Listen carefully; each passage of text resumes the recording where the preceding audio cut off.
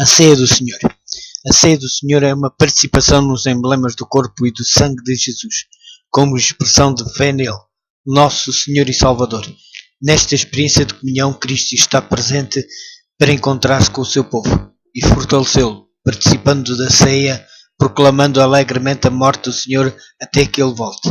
A preparação envolve o exame de consciência, o arrependimento e a confissão. O mestre instituiu a cerimónia do lava-pés para representar a renovada purificação, para expressar a disposição de servir um ao outro em humildade semelhante à de Cristo, e para unir os nossos corações em amor. O serviço da comunhão é franqueado a todos os crentes cristãos. Foi com os pés empoeirados que chegaram ao cenáculo para celebrar a Páscoa. Alguém havia posto a jeito um jarro de água, uma bacia e uma toalha para o habitual lava-pés, mas ninguém se dispunha a executar a servil tarefa. Sabendo que a sua morte estava para breve, Jesus disse pesarosamente: desejei muito comer convosco esta Páscoa, antes que padeça, porque vos digo que não a comerei mais até que ela se cumpra no reino de Deus. Lucas capítulo 22, versículo 15 e 16. A inveja que os discípulos tinham uns dos outros enchia de tristeza o coração do mestre. Notou que continuavam a discutir qual deveria ser considerada a pessoa mais importante no seu reino. Lucas capítulo 22, versículo 24, Mateus capítulo 18, versículo 1 e Mateus capítulo 20, versículo 21. Era aquela luta pela posição, o orgulho e o amor próprio, o que impedia os discípulos de se humilhar, de tomar o lugar de servo e lavar os pés aos outros. Alguma vez chegariam a compreender que no reino de Deus a verdadeira grandeza se revela na humildade e no serviço dedicado. Durante a ceia, João capítulo 13, versículo 2 e 4, Jesus levantou-se calmamente, pegou na toalha, deitou água na bacia, ajoelhou-se e começou a lavar os pés aos discípulos. O mestre fazia de servo. Compreendendo a muda repreensão, os discípulos sentiram vergonha. Jesus, quando acabou de lhes lavar os pés e voltou para o seu lugar, disse: ora, se eu, Senhor e Mestre, vos lavei os pés, vós deveis também lavar os pés uns aos outros, porque eu vos dei o exemplo, para que como eu vos fiz, façais vós também. Na verdade vos digo que não é o servo maior do que o seu Senhor, nem o seu enviado maior do que aquele que o enviou. Se sabeis estas coisas, bem-aventurados sois se as fizerdes.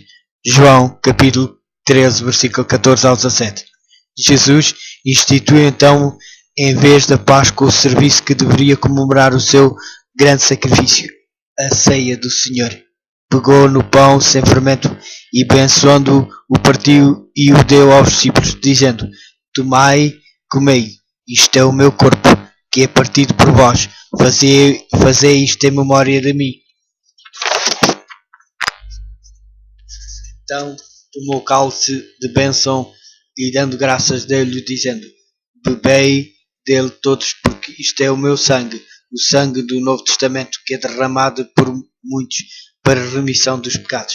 Fazei isto todas as vezes que beberdes em memória de mim, porque todas as vezes que comerdes este pão e beberdes este cálice, anunciais a morte do Senhor até que venha. Mateus capítulo 26, versículo 26 ao 28. 1 de Coríntios capítulo 11, versículo 24 ao 26. E 1 de Coríntios capítulo 10, versículo 16. As ordenanças do lava-pés e da ceia do Senhor formam o serviço da comunhão. Deste modo, institui Cristo ambas as ordenanças para nos ajudar a entrar em comunhão com Ele. A ordenança do lava-pés. O costume exigia que na celebração da Páscoa as famílias judaicas retirassem todo o fermento, o pecado das suas casas, antes do primeiro dia da semana, dos pães asmos. Êxodo capítulo 12, versículo 15 e Êxodo capítulo 12, versículos 19 e 20.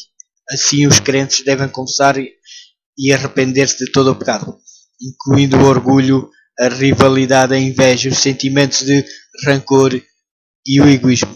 antes de conseguir o estado de espírito próprio para entrar em comunhão com Cristo, neste nível de profundidade. Para este efeito, Cristo instituiu a ordenança do lava-pés. Não só lhes deu o exemplo, mas declarou que deviam fazer a mesma coisa e prometeu-lhes uma bênção. Se sabeis estas coisas, bem-aventurados sois, se as fizerdes. João, capítulo 13, versículo 17. Esta ordenança, procedendo a ceia do Senhor, dá cumprimento à ordem para que todos se examinem, a fim de não participar dessa refeição indignamente. 1 Coríntios, capítulo 11, versículo 27 ao 29. O significado da ordenança.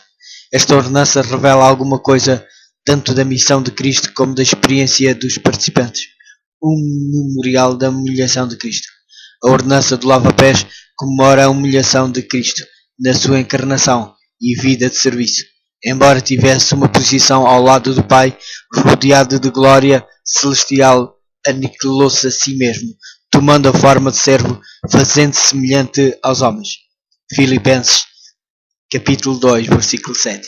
Foi humilhante para o Filho de Deus dar-se tão generosamente, tão bondosamente, apenas para ser rejeitado pela maioria daqueles que veio salvar. Durante toda a vida de Cristo na terra, Satanás esforçou-se para desacreditá-lo. Ao máximo, em cada momento, poderemos imaginar até que ponto deve ter sido penoso ao inocente ser crucificado como criminoso. Cristo viveu uma vida de serviço altruísta. Não veio para ser servido, mas para servir. Mateus, capítulo 20, versículo 28. Com o gesto de lavar os pés, ele mostrou que faria qualquer serviço, por mais humilhante que fosse, para salvar as pessoas.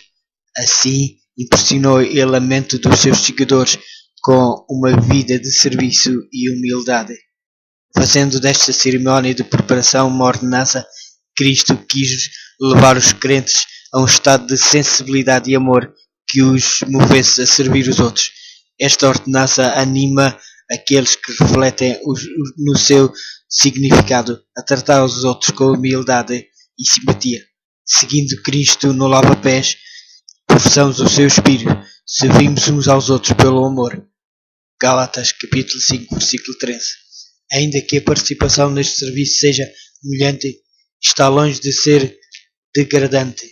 Quem não se sentiria privilegiado por poder curvar-se diante de Cristo e lavar-lhe os pés que foram pregados na cruz?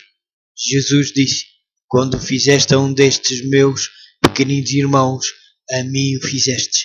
Mateus, capítulo 25, versículo 40. Símbolo de uma purificação mais elevada. O lava-pés era mais do que torná-los higienicamente limpos. Representava uma purificação mais elevada, a purificação do coração. Quando Pedro pediu a Jesus que lhe lavasse todo o corpo, o mestre respondeu: aquele que está lavado não necessita de lavar senão os pés, pois mais todo está limpo. João, capítulo 13, versículo 10. Quem toma um banho fica limpo. No entanto, os pés calçados com sandálias abertas depressa se enchem de pó e precisam de ser novamente lavados. O mesmo se passava com os discípulos. Os seus pecados haviam sido lavados pelo batismo, mas a tentação tinha-os levado a abrigar no coração o orgulho, a inveja e a maldade. Não estavam preparados para uma comunhão íntima com o seu Senhor, nem para aceitar o novo concerto que ele iria estabelecer com eles. Com o lava-pés, Cristo quis prepará-los para a participação na ceia do Senhor. Com exceção de Judas, o traidor, os corações dos discípulos foram purificados do egoísmo e do orgulho pela graça de Cristo, ficando eles unidos uns aos outros em amor por meio do ato abnegado de Cristo. Foram humilhados e aprenderam a lição. Nós, como os discípulos, quando aceitamos Cristo e fomos batizados, fomos também purificados pelo seu sangue. Mas no caminho da nossa vida cristã, falhamos. Os nossos pés apanham pó. Precisamos de ir de novo a Jesus, para que Ele, com sua graça, nos purifique de toda a compuscação. No entanto, não é necessário que voltemos a ser batizados, porque aquele que está lavado não necessita de lavar senão os pés. João, capítulo 13, versículo 10. O lava-pés como ordenança lembra-nos a nossa necessidade de uma purificação regular e que somos totalmente dependentes do sangue de Cristo. O lava-pés em si mesmo não pode purificar do pecado. Só Cristo nos pode purificar. Uma comunhão de perdão. A atitude de perdão mútuo entre os participantes indica que a purificação simbolizada por este serviço se tornou efetiva. Só na medida em que perdoamos é que podemos receber o perdão de Deus. Se perdoardes aos homens as suas ofensas, também o vosso Pai Celestial vos perdoará a vós.